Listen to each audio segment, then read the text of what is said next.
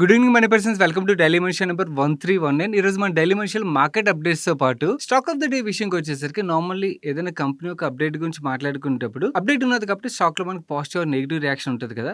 వేరే ఈరోజు stock of the day company ఏదైతే ఉన్నదో మీకు స్టాక్ ప్రైస్ పరంగా ఈ రోజు పెద్దగా రియాక్షన్ కనబడదు, కానీ బట్ ఏదైతే ఈ అప్డేట్ ఉన్నదో కంపెనీ పరంగా నాకు లాంగ్ టర్మ్ చాలా పాజిటివ్ కనిపించింది. అందుకని మీకు స్టాక్ ఆఫ్ ద డే లో ఆ కంపెనీ రిలేటెడ్ డీటెయిల్ గా డిస్కస్ చేయబోతున్నాను. ఇది మాత్రమే కాకుండా రీటైల్ ఇన్వెస్టర్స్ ఎక్కువగా ఇన్వెస్ట్ చేసిన popular stocks like Suzlon, Dabur related గా నెగిటివ్ అప్డేట్స్ ఉన్నాయి. కొన్ని ఎస్ఎంఈ మెయిన్ బోర్డ్ కంపెనీస్ ఒక ఇంట్రెస్టింగ్ రిజల్ట్ అప్డేట్స్ ఉన్నాయి. ఇవన్నీ కూడా డిస్కస్ చేసేద్దాం పదండి.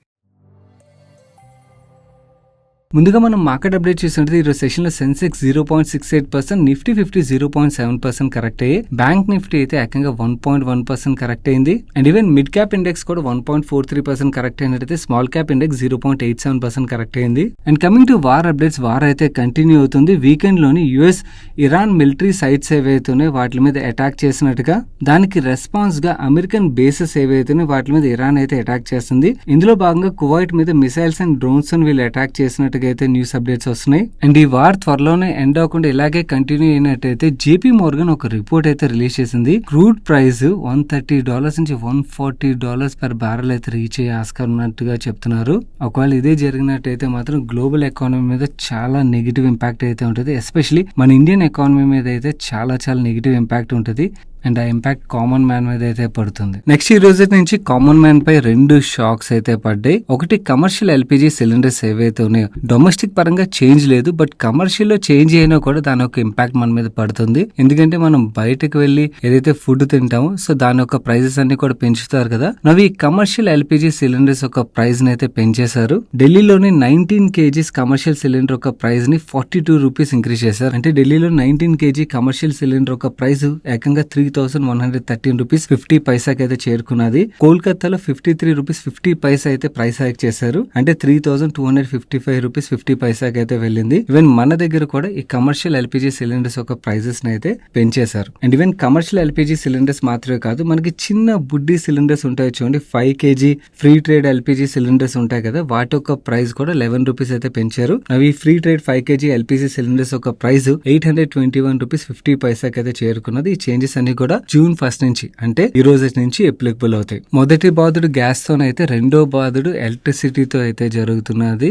మొదటి బాధుడు గ్యాస్ ప్రైస్ ద్వారా అయితే రెండో బాధుడు ఎలక్ట్రిసిటీ ప్రైస్ ద్వారా అయితే మనం ఫేస్ చేయాల్సి ఉంటుంది. Uttar Pradesh state government electricity prices అయితే 10% పెంచేశారు. ఈ ప్రైస్ హైక్ చేయడానికి వాళ్ళు ఏం చెప్తున్నారంటే ఫ్యూయల్ అడ్జస్ట్మెంట్ ఒక సర్చార్జ్ ఏదైతే ఉన్నదో దాన్ని ఇంపోజ్ చేయడం గురించి ఈ ప్రైస్ హైక్ చేసినట్టుగా చెప్తున్నారు. ఈ price hike UP state government లో అయితే స్టార్ట్ అయింది. మిగిలిన అదర్ స్టేట్ గవర్నమెంట్స్ కూడా ఇలాంటి డెసిషన్స్ అయితే తీసుకునే ఆస్కారం అయితే క్లియర్లీ కనబడుతుంది. సో మనకి గ్యాస్ ప్రైస్ హైక్ ఒక ఇంపాక్ట్, ఫ్యూయల్ ప్రైస్ హైక్ ఒక ఇంపాక్ట్, ఇవి మాత్రమే కాకుండా ఈవెన్ ఎలక్ట్రిసిటీ బిల్ కూడా పెరగనున్నాయి. సో మీ బడ్జెటింగ్ ఏదైతే దాని రిలేటెడ్ కొంచెం జాగ్రత్తగా బడ్జెటింగ్ ప్లాన్ చేసుకోండి. అన్నెసరీ ఖర్చులు ఏవైతే ఉంటే అవి అట్లీస్ట్ నెక్స్ట్ 1 to 2 years అయితే తగ్గించుకోవడానికి ప్రయత్నించండి. లేదంటే అన్నెసరీ ఏమవుతుందంటే ఈ ఖర్చులన్నీ పెరిగిపోవడం వల్ల చాలా middle class, lower middle class families అప్పులు బారిన పడే ఆస్కారం అయితే ఉన్నది. నెక్స్ట్ చాలా మంది రీటైల్ ఇన్వెస్టర్స్ ఒక ఫేవరెట్ స్టాక్ అయిన సుజలాన్ ఏదైతే ఉన్నదో ఈ ఇన్వెస్టర్స్ ని ఎలా మోసం చేసింది అన్నది క్లియర్ గా సెబీ అయితే బయట పెట్టింది. వీళ్ళు చేసిన ఫ్రాడ్ ని కొంచెం డీటెయిల్ గా ఎక్స్ప్లెయిన్ చేస్తాను, కేర్ఫుల్ గా వినండి. ఎందుకంటే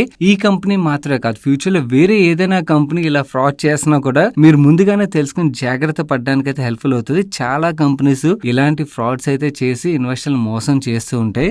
వీళ్ళు ఏం చేశారంటే నెంబర్స్ ఏవైతే చెప్తున్నానో కేర్ఫుల్ గా వినడానికి ప్రయత్నించండి.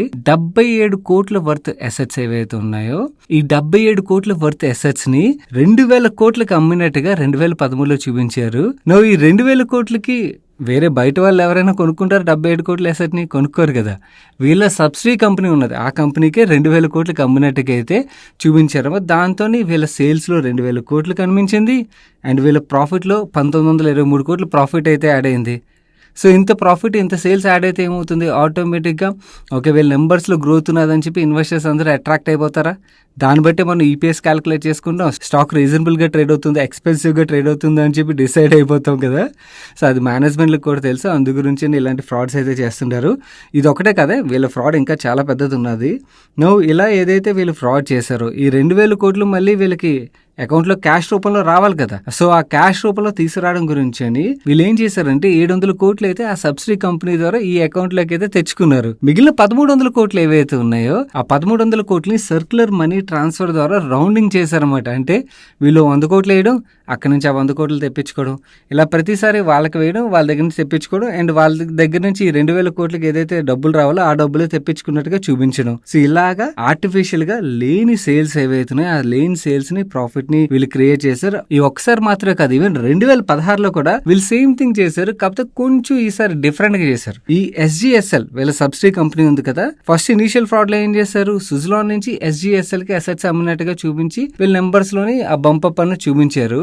ఈ 2016లో ఏం చేశారంటే SGSL ఏదైతే ఉన్నదో వీళ్ళ ఇంకొక సబ్సిడీ కంపెనీకి 928 కోట్ల వర్త్ సేల్స్ చేసినట్టుగా చూపించారు. దాంతో కన్సాలిడేటెడ్ నెంబర్స్ ఏవైతే ఉన్నాయో ఆ నెంబర్స్ లో బంపప్ అయితే తీసుకురాగలిగారు. 830 కోట్ల ప్రాఫిట్ వచ్చినట్టుగా కూడా చూపించారు అన్నమాట.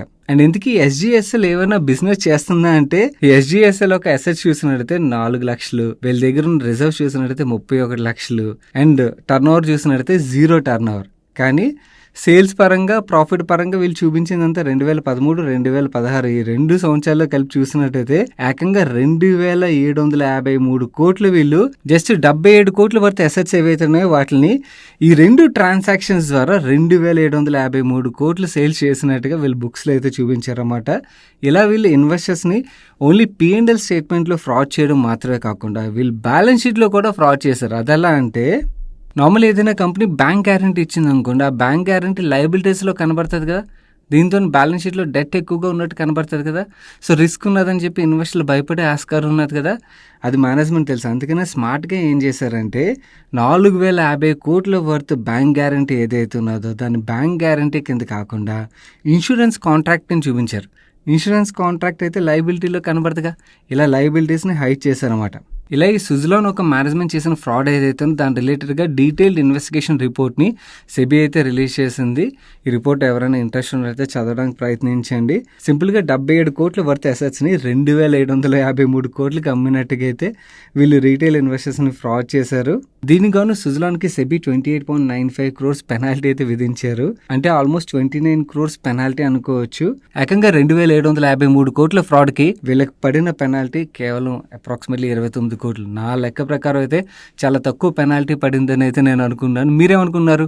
ఈ పెనాల్టీ చాలా తక్కువ పడిందా, ఇంకా ఎక్కువ పడాలనుకున్నారు? ఎందుకంటే ఐ ఫీల్ ఇంకా ఎక్కువ పడింది అనుకోండి, దెన్ మేనేజ్మెంట్స్ కొంచెం వరకు భయపడతాయి కదా. ఇంత తక్కువ పెనాల్టీలు పడినట్టయితే మేనేజ్మెంట్స్ ఇలాంటి ఫ్రాడ్లు చేయడానికి భయపడవు అన్నది నా ఒపీనియన్. అయితే ఓవరాల్గా అయితే వీళ్ళు 56,95,000 రీటైల్ ఇన్వెస్టర్స్ ఎవరైతే ఉన్నారో వీళ్ళు స్టాక్లో ఇన్వెస్ట్ చేసిన వాళ్ళందరినీ కూడా ఇలా ఫ్రాడ్ చేశారు. మన నెక్స్ట్ అప్డేట్ చూసినట్టయితే బాలీవుడ్ ఫోర్స్ నుంచి అప్డేట్ అయితే వచ్చింది. వీళ్ళకి 152 mm ఆర్టిలరీ షెల్స్ ని సప్లై చేయడానికి ఆర్డర్ వచ్చినట్టుగా చెప్తున్నారు. ఇనీషియల్ ఆర్డర్ 30,000 యూనిట్స్ ని సప్లై చేయమని అయితే ఆర్డర్ వచ్చినట్టుగా, ఈ ఆర్డర్ జూన్ 2026 నుంచి వీళ్ళు కమెన్స్ చేయబోతున్నట్టుగా చెప్తున్నారు. అండ్ ఈ ఆర్డర్ యొక్క సైజ్ అనేది 30,000 నుంచి 1 lakh వరకు ఇంక్రీజ్ అయ్యే ఛాన్సెస్ ఉన్నట్టుగా అయితే వీళ్ళు అప్డేట్ రిలీజ్ చేశారు. మన నెక్స్ట్ అప్డేట్ చూసినట్టయితే SME railway company conquered control systems నుంచి ఒక ఇంపార్టెంట్ అనౌన్స్మెంట్ వచ్చింది. కవచ్ ఇంప్లిమెంటేషన్ లో భాగంగా వీళ్ళకి 279.9 crores వర్త్ ఆర్డర్ వచ్చినట్టుగా చెప్తున్నారు. ఈ ఆర్డర్ వీళ్ళు నెక్స్ట్ 12 months లో ఎగ్జిక్యూట్ చేయాలని అయితే మెన్షన్ చేస్తున్నారు. సో నెక్స్ట్ 12 months లో వీళ్ళు ఎగ్జిక్యూట్ చేయాలి కాబట్టి mostly majority of the order ఈ సంవత్సరంలో ఎగ్జిక్యూట్ అయిపోద్దని అయితే అనుకోవచ్చు. సో మీరు ఏవైతే అంటే ఒకవేళ ఆల్రెడీ ఇన్వెస్టర్ అయినట్టయితే వీళ్ళ గ్రోత్ ప్రొజెక్షన్ నెంబర్స్ ఏవైతే ఉన్నాయో ఆ నెంబర్స్ లో ఈ నెంబర్స్ కూడా యాడ్ చేసుకుని దాన్ని బట్టి క్యాలిక్యులేట్ చేసుకుని సో దట్ మీకు వాల్యుయేషన్ రిలేటెడ్ గా ఒక క్లారిటీ అయితే వస్తుంది. మన నెక్స్ట్ అప్డేట్ చూసినట్టయితే ఆయిల్ అండ్ గ్యాస్ కంపెనీస్ ఏవైతే ఉంటే వాళ్ళకి పైప్ సప్లై చేసే D development engineering limited company నుంచి ఒక అప్డేట్ అయితే వచ్చింది. వీళ్ళకి BPCL నుంచి 386 crores వర్త్ ఆర్డర్ వచ్చినట్టు చెప్తున్నారు. ఈ ఆర్డర్ ఎగ్జిక్యూషన్ టైం లైన్ చూసినట్టయితే 18th February 2028 అని మెన్షన్ చేస్తున్నారు. సో ఈ ఆర్డర్ వీళ్ళు నెక్స్ట్ 2 years లో అయితే ఎగ్జిక్యూట్ చేయబోతున్నట్టు మనం అర్థం చేసుకోవచ్చు. సో ఇంకోటి మిడిల్ ఈస్ట్ కంట్రీస్ లో ఏదైతే వార్ జరుగుతుంది దాంతో ఆయిల్ అండ్ గ్యాస్ కంపెనీస్ చాలా వరకు డ్యామేజ్ అవుతున్నాయి కదా.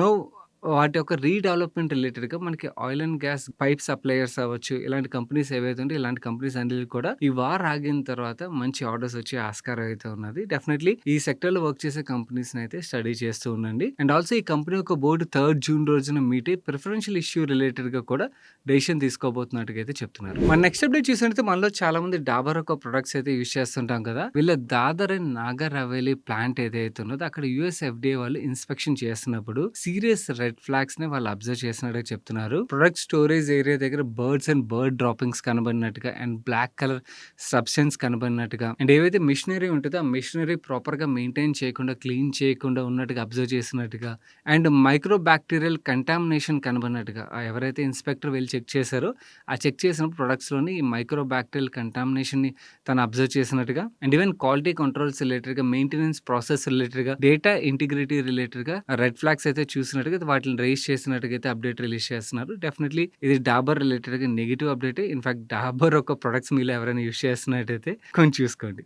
మన నెక్స్ట్ ఇంపార్టెంట్ అప్డేట్స్ గురించి మాట్లాడుకునే ముందు స్మాల్ రిమైండర్ గైస్, వీడియోలో షేర్ చేసిన ఇన్ఫర్మేషన్ మీకు హెల్ప్ఫుల్ అవుతుంది అనిపించినట్టయితే వీడియోని తప్పకుండా లైక్ చేయడం మర్చిపోకండి. అండ్ ఆల్సో ఈ రోజు మనం మాట్లాడుకున్న డైలీ మనుషుల కంపెనీస్ ఏవైతున్నాయి వీటిలో మీరు ఏదైనా కంపెనీలో ఇన్వెస్ట్ చేసినా ఆర్ మీరు ఇన్వెస్ట్ చేసిన కంపెనీ యొక్క రిజల్ట్స్ ఏమైనా బాగున్నా కూడా కింద ఆ కంపెనీ గురించి అయితే మెన్షన్ చేయడం మర్చిపోకండి. అండ్ ఛానల్కి ఇదే ఫస్ట్ టైం వచ్చినట్టయితే మన మనీ పర్స్ ఛానల్ సబ్స్క్రైబ్ చేసి పక్కన బెల్ ఐకాన్ లో ఆల్ నోటిఫికేషన్స్ యాక్టివేట్ చేసుకోండి. మన నెక్స్ట్ అప్డేట్ చూసినట్టయితే వకాడో ఒక ఇన్వెస్టర్స్ ఎవరైతే ఉంటారో వాళ్ళు ఎక్సైటెడ్ గా వెయిట్ చేసిన అప్డేట్ అయితే వచ్చేసింది. వీళ్ళ జైనిచ్, ఇది ట్రేడ్ మార్క్ నేమ్. ఇది ఈ జైనిచ్ కి యూఎస్ ఎఫ్డిఏ నుంచి అప్రూవల్ వచ్చేసింది. ఆల్రెడీ ఇండియన్ రెగ్యులేటర్స్ నుంచి రీసెంట్ గానే అప్రూవల్ వచ్చింది. యూఎస్ ఎఫ్డిఏ నుంచి అప్రూవల్ వచ్చేసింది. ఇంకా యూరోప్ నుంచి అప్రూవల్ ఒకటే పెండింగ్. నవ్వు ఈ అప్డేట్ ఏదైతే ఉన్నదో కంపెనీ పరంగా మనం మాట్లాడుకుంటే డెఫినెట్లీ పాజిటివ్ గానే చూడొచ్చు. కాకపోతే ఓవర్ ఎక్సైట్ అయిపోవద్దు.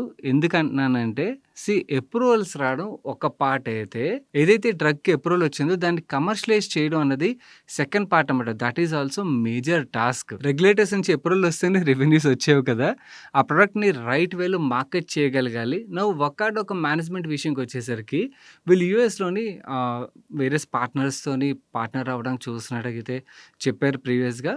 ఎవరైనా మంచి పార్ట్నర్తో వీళ్ళు పార్ట్నర్షిప్ అనౌన్స్ చేశారనుకోండి, దెన్ దట్ ఈస్ పాజిటివ్. ఎందుకంటే ఈ డ్రగ్ ఏదైతే ఉన్నదో ఇది యూరినరీ ట్రాక్ ఇన్ఫెక్షన్స్ ని ట్రీట్ చేయడానికి యూస్ చేసే డ్రగ్ ఇది. అండ్ ఈ డ్రగ్ హాస్పిటలైజ్డ్ అయిన పీపుల్ ఎవరైతే ఉంటారో వాళ్ళకి యూస్ చేస్తారు. అంటే వీళ్ళు ఎవరితో అయితే పార్ట్నర్ అవుతారో వాళ్ళకి హాస్పిటల్స్ తోని చాలా మంచి రిలేషన్ ఉండాలి. అండ్ కంట్రీ వైడ్ ఆ రిలేషన్ అనేది ప్రెజెన్స్, అంటే ప్రతి హాస్పిటల్తోనే ఉన్నట్టయితే వీళ్ళు ఈ డ్రగ్ని మార్కెట్ చేయగలుగుతారు. అండ్ మార్కెట్ అయింది అనుకోండి దాన్ని ఆటోమేటిక్గా మనకి సేల్స్ కనబడితే ఆటోమేటిక్గా స్టాక్ ప్రైస్లో మనకి పాజిటివ్ మూమెంటం అయితే కనబడుతుంది. సో ఓన్లీ అప్రూవల్ చూసే ఎక్సైట్ అయిపోద్దు. Approval is very very positive, no doubt. కాకపోతే అప్రూవల్తో పాటు వీళ్ళు ఎవరితో పార్ట్నర్ అవుతారన్నది కూడా ఈ అప్డేట్స్ని యాక్టివ్గా ట్రాక్ చేస్తూ ఉండండి. మంచి కంపెనీతో పార్ట్నర్ అయితే మాత్రం డెఫినెట్లీ కంపెనీ యొక్క మార్కెట్ క్యాపిటలైజేషన్ అయితే నెక్స్ట్ లెవెల్కి రీచ్ అయ్యే ఛాన్స్ అయితే ఉన్నది. అలాంటి అప్డేట్ ఇది. మీరు స్టాక్ ఆఫ్ ది డే విషయంకి వచ్చేసరికి నార్మల్లీ మనం స్టాక్ ఆఫ్ ది డే గురించి మాట్లాడుకునేటప్పుడు ప్రైస్ పరంగా ఏదో బాగా పెరగడం కానీ పడడం కానీ ఇలాంటివి అయితే చూస్తుంటాం కదా. ఎందుకంటే నార్మల్ ఏదైనా కంపెనీ నుంచి అప్డేట్ వచ్చినప్పుడు స్టాక్లో మనకు ఆ రియాక్షన్ అయితే కనబడుతుంది. కానీ కొన్నిసార్లు మంచి అప్డేట్స్ వచ్చినా కూడా మనకి ఇమ్మీడియట్గా స్టాక్లో రియాక్షన్ కనబడకపోవచ్చు. బట్ ఫ్యూచర్ పరంగా చూసినట్టయితే అవి చాలా పాజిటివ్ అవ్వచ్చు. డెఫినెట్లీ నేను ఇప్పుడు మాట్లాడబోయే అప్డేట్ ఏదైతే ఉన్నదో ఈ కంపెనీ రిలేటెడ్ నాకైతే అలాగే అనిపిస్తుంది. సెయిన్ నుంచి మల్టిపుల్ అప్డేట్స్ అయితే వచ్చాయి. ఒకటి ఎక్విజిషన్ రిలేటెడ్ అప్డేట్ అండ్ ఈ ఎక్విజిషన్ రిలేటెడ్గా ప్రెజెంటేషన్ అయితే రిలీజ్ చేశారు. ఈ టావ్ డిజిటల్ AI-led సర్వీసెస్ ఆఫర్ చేసే గ్లోబల్ డిజిటల్ ఇంజనీరింగ్ కంపెనీ ఇది. ఎక్విజిషన్ కోసం సెయిన్ $218 మిలియన్ అయితే స్పెండ్ చేయబోతున్నట్టుగా అండ్ ఈ ఎక్విజిషన్ September 30, 2026 కల్లా కంప్లీట్ అవుతుంది అని అయితే వీళ్ళు మెన్షన్ చేస్తున్నారు.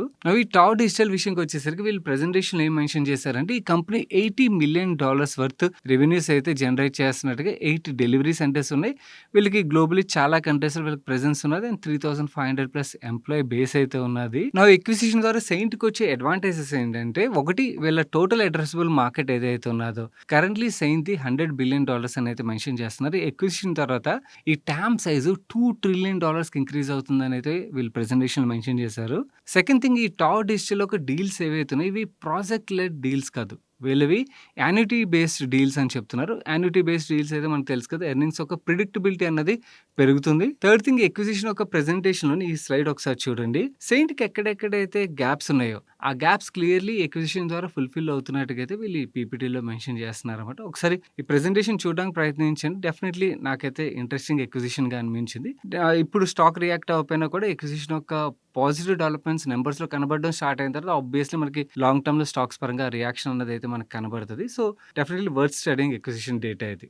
నెక్స్ట్, టెక్స్టైల్ స్టాక్స్ రిలేటెడ్గా ఒక పాజిటివ్ అప్డేట్ వచ్చింది. గవర్నమెంట్ ఆఫ్ ఇండియా June 1, 2026 నుంచి 30th October 2026 వరకు ఏదైతే కాటన్ మనం ఇంపోర్ట్ చేసుకుంటామో దాని మీద వేసే అన్ని రకాల కస్టమ్ డ్యూటీస్ కి ఎగ్జంప్షన్ అయితే ఇచ్చారు. దీనివల్ల టెక్స్టైల్ కంపెనీస్ కి అయితే చాలా పాజిటివ్. అందుకే ఈరోజు సెషన్ లో most of the textile stocks లో మనకి పాజిటివ్ రియాక్షన్ కనిపించింది. Next NSC equity derivative segments ఒక క్లోజింగ్ టైం అయితే ఎక్స్టెండ్ చేసింది. న్యూ క్లోజింగ్ టైమ్ ఇస్ 3:40 3:30 కాదు. సో 10 minutes ఎక్స్టెండ్ అయితే చేశారు. ఈ 10 minutes ఎక్స్టెన్షన్ వల్ల మేజర్లీ వచ్చే చేంజ్ ఏంటంటే క్లోజింగ్ ప్రైస్ ఏదైతే మనకు కనబడుతుందో లాస్ట్ 30 minutes ఒక వీవ్యాప్ వాల్యూమ్ వెయిటెడ్ యావరేజ్ ప్రైస్ ఆధారంగా మనకి క్లోజింగ్ ప్రైస్ అయితే కనబడుతుందన్నమాట.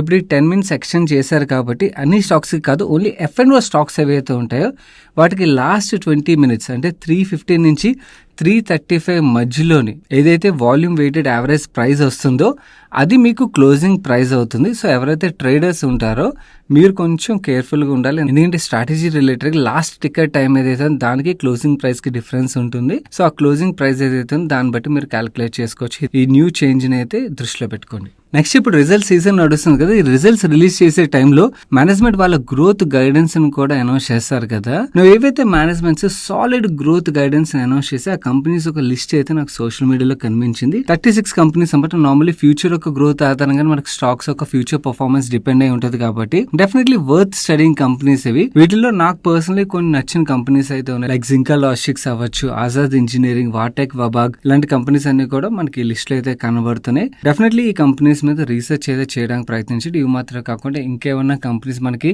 మంచి గ్రోత్ గైడెన్స్ ఇచ్చినట్టయితే చాలా కంపెనీస్ ఉన్నాయి. ఇవన్నిటి రిలేటెడ్ కూడా మీకు ఇన్ఫర్మేషన్ అయితే షేర్ చేయడానికి ప్రయత్నిస్తాం. Couple of quarters back result season లోనే మాకు కనిపించిన బెస్ట్ కంపెనీస్ ఏవైతే వాటి రిలేటెడ్ గా చందు నేను కలిపి ఈ వీడియో అయితే రిలీజ్ చేసాం కదా. ఇలాంటి వీడియో కావాలంటే చెప్పండి, ఎందుకంటే యాన్యువల్ రిజల్ట్స్ అయితే రిలీజ్ అయ్యి ఈ రిజల్ట్స్ అండ్ కాన్ఫరెన్స్ కాల్ లోని మేనేజ్మెంట్స్ ఏవైతే గైడెన్స్ అనౌన్స్ చేస్తారో బాగా ఇంట్రెస్టింగ్ గైడెన్స్ అనౌన్స్ చేసిన కంపెనీస్ తోని ఇలా డిస్కషన్ రూపంలోని ఒక వీడియో చేయమంటే చెప్పండి.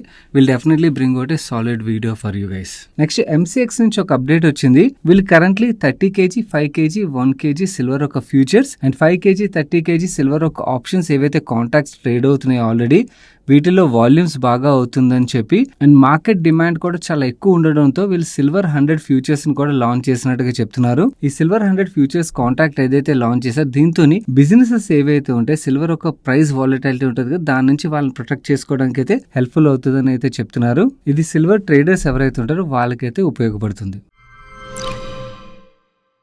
Next recently listed SME defence stock అయిన డిజిలాజిక్ సిస్టమ్స్ లిమిటెడ్ వాళ్ళ సెకండ్ హాఫ్ రిజల్ట్స్ అనౌన్స్ చేశారు. ఫస్ట్ హాఫ్ లోని వీళ్ళు 18.28 crores రెవెన్యూ జనరేట్ చేసినట్టయితే సెకండ్ హాఫ్ లోని వీళ్ళ రెవెన్యూస్ 59.98 crores గ్రో అయింది. ప్రాఫిట్ ఆఫ్టర్ ట్యాక్స్ నెంబర్ విషయంకి వచ్చేసరికి ఫస్ట్ హాఫ్ లోని 1.9 crores ప్యాట్ జనరేట్ చేసినట్టయితే సెకండ్ హాఫ్ లోని వీళ్ళ ప్యాట్ 8.52 crores కి అయితే గ్రో అయింది. అండ్ యాన్యువల్ బేసిస్ లో చూసినట్టయితే రెవెన్యూస్ లో మనకి 8.4% సింగిల్ డిజిట్ గ్రోత్ కనిపించినా కూడా ఎబిటా లోని 16.5% గ్రోత్ కనబడుతుంది. ఎబిటా మార్జిన్స్ లోని 152 basis points ఇంప్రూవ్మెంట్ కనబడుతుంది. And profit after tax number లో 33.8% గ్రోత్ కనబడుతుంది. అండ్ ప్యాట్ మార్జిన్స్ లోని 265 basis points ఇంప్రూవ్మెంట్ కనబడుతుంది.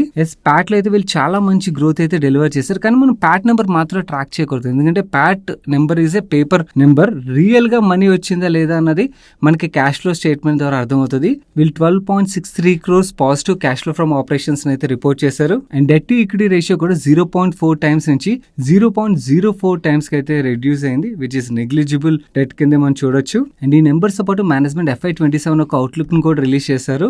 యాజ్ ఆన్ 30th May 2026 నాటికి కంపెనీ యొక్క ఆర్డర్ బుక్ 31 crores కి అయితే మెన్షన్ చేస్తున్నారు. అండ్ FY27 ఒక గైడెన్స్ విషయంకి వచ్చేసరికి టాప్ లైన్ లో 25 నుంచి 30% గ్రోత్ ని యాంటిసిపేట్ చేస్తున్నట్టుగా, ఎబిటా అండ్ ప్యాట్ లోని 45 నుంచి 50% గ్రోత్ ని యాంటిసిపేట్ చేస్తున్నట్టుగా అయితే చెప్తున్నారు. దీంతో పాటు వీళ్ళు project done and new subsidy related information కూడా షేర్ చేశారు. ఎవరికైనా ఇంట్రెస్ట్ ఉన్నట్టయితే you can go through this PPT. Next IndiGo వాళ్ళ Q4 నెంబర్స్ రిలీజ్ చేసింది. వీళ్ళ టాప్ లైన్ లో మంచి నెంబర్స్ డెలివర్ చేసినా కూడా క్రూడ్ ఒక ఇంపాక్ట్ అయితే క్లియర్లీ వీళ్ళ ప్రాఫిటబిలిటీ నెంబర్ మీద మనకి కనబడుతుంది. పాజిటివ్ ప్యాట్ నెంబర్ నుంచి ఏకంగా లాసెస్ లోకి అయితే వచ్చేసారు. ఫ్యూయల్ ప్రైస్ హైక్ ఒక ఇంపాక్ట్ ఎయిర్లైన్ కంపెనీస్ మీద ఎలా ఉంటుందో చూడండి. ఈ ఒక్క క్వార్టర్ లో వీళ్ళు లాసెస్ రిపోర్ట్ చేశారు కదా, ఆ ఒక్క క్వార్టర్ ఒక లాసెస్ ఇంపాక్ట్ చూడండి. ఈవెన్ యాన్యువల్లీ కూడా వీళ్ళు లాసెస్ లోకి అయితే వెళ్ళిపోయారు. టాప్ లైన్ లో అగైన్ యాన్యువల్ బేసిస్ లో కూడా మనకి గ్రోత్ అయితే కనబడుతుంది. బట్ టాప్ లైన్ కన్నా కూడా ఎక్స్పెండిచర్ బాగా పెరిగిపోవడంతో లాసెస్ అయితే రిపోర్ట్ చేశారు. అండ్ మేనేజ్మెంట్ క్లియర్లీ చెప్తున్నారు ఫ్యూయల్ ప్రైస్ ఒక హైక్ ఇంపాక్ట్ ఏదైతే ఉన్నదో అది కన్స్యూమర్స్ మీద పాస్ ఆన్ చేసేస్తామని చెప్పి. సో త్వరలోనే మీ ఫ్లైట్ ట్రావెల్ కాస్ట్ అయితే పెరగనున్నది గుర్తుంచుకోండి. అండ్ వీళ్ళు ఇంతలో లాసెస్ రిపోర్ట్ చేసినా కూడా మీకు ఈరోజు స్టాక్లో పెద్దగా ఇంపాక్ట్ అయితే కనబడదు. దానికి రీజన్ ఆల్రెడీ మార్కెట్ తెలుసు ఈ ఇంపాక్ట్ అయితే ఉంటుంది. అందుకనే ఫ్యూయల్ ప్రైస్లు పెరుగుతున్నప్పుడల్లా మనకు స్టాక్ కరెక్ట్ అవడం అయితే కనిపించింది. దానికి తోడు అడిషనల్లీ ఏటీఎఫ్ ఎక్స్పోర్ట్ డ్యూటీ ఏదైతే ఉందో దాన్ని కూడా 16 రూపీస్ పర్ లీటర్ నుంచి 9.5 రూపీస్ పర్ లీటర్కి అయితే రెడ్యూస్ చేశారు గవర్నమెంట్ ఆఫ్ ఇండియా. దీనివల్ల ఎయిర్లైన్ కంపెనీస్ ఒక ఏటీఎఫ్ స్పెండింగ్ ఏదైతే ఉన్నదో అది కొంచెం వరకు అయితే రెడ్యూస్ అవుతుంది. నెక్స్ట్ సిగాచి ఇండస్ట్రీస్ ఒక Q4 నెంబర్స్ అయితే రిలీజ్ అయ్యాయి. నెంబర్స్ పరంగా చూసినట్లయితే మనకి పెద్దగా పాజిటివ్ గ్రోత్ అయితే కనపడదు. టాప్ లైన్ లోని మనకి ఫ్లాట్ నెంబర్స్ కనబడతాయి. బాటమ్ లైన్ విషయంకి వచ్చేసరికి లాస్ట్ క్వార్టర్ తో కంపేర్ చేసినట్టయితే లాస్ట్ క్వార్టర్ లో లాసెస్ డిక్లేర్ చేశారు. వెరస్ ఈ క్వార్టర్ లోని పాజిటివ్ 7.6 crores ప్యాట్ నెంబర్ అయితే రిపోర్ట్ చేశారు. బట్ ఈరోజు స్టాక్ పాజిటివ్ గా రియాక్ట్ అవ్వడానికి కారణం వీళ్ళు గుజరాత్ దహేజ్ లోని ఏదైతే ప్లాంట్ కన్స్ట్రక్ట్ చేస్తున్నారో ఆ ప్లాంట్ లో కరెంట్లీ సివిల్ వర్క్స్ అయితే నడుస్తున్నట్టుగా స్కెడ్యూల్ ప్రకారమే ప్రోగ్రెస్ అవుతున్నట్టుగా అండ్ FY27లోని దహేజ్ ప్లాంట్ ఏదైతే ఉందో 30,000 మెట్రిక్ టన్ కెపాసిటీ ప్లాంట్ ఇది 65% కెపాసిటీ యూటిలైజేషన్ కి వెళ్తుందని అయితే చెప్తున్నారు. వీళ్ళ హైదరాబాద్ ప్లాంట్ లో ఏదైతే బ్లాస్ట్ జరిగిందో దాని యొక్క ఇంపాక్ట్ లాస్ట్ ఇయర్ మొత్తం వీళ్ళు చూసారు. ఈ దహేజ్ లో ప్లాంట్ ఓపెన్ అయినట్టయితే హైదరాబాద్ ప్లాంట్ ఒక ఇంపాక్ట్ లాసెస్ ఏవైతే ఉన్నాయో ఈ దహేజ్ లో ప్లాంట్ ఓపెన్ అయినట్టయితే ఈ హైదరాబాద్ ప్లాంట్ ఒక లాస్ ఏదైతే ఉన్నదో కెపాసిటీ మొత్తం అది పోయినట్టే కదా.